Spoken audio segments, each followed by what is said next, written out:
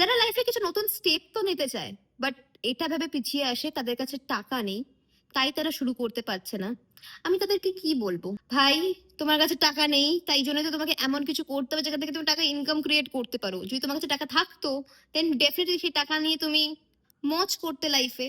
So যদি তোমার যে বড় বড় ড্রিম গুলো রয়েছে সেগুলো পূরণ করতে হয়, দেন সবার প্রথমে তোমাকে স্টেপ নিতে হবে। কাউকে ডিমেন্ড করছি না, তুমি যদি আজকের দিনে কোনো লাইক রোড সাইডে কাউকে চা বিক্রি করতেও দেখো না, সবার প্রথমে ও টাকা ইনকাম ক্রিয়েট করার আগে টাকা ইনভেস্ট করেছিল যাতে ও সেখান থেকে ওর বিজনেস স্টার্ট করতে পারে। আর এখানে তুমি ভাবছো তুমি তোমার সাইড হাসেল স্টার্ট করবে ফ্রিতে, বা যত আগে তুমি স্টেপ নেবে তত আগে তুমি লাইফে গিয়ে কোথাও স্ট্যান্ড করবে। বিকজ তুমি না নিলেও অন্য কেউ নিচ্ছে, আর সে এফর্টও পুট করছে।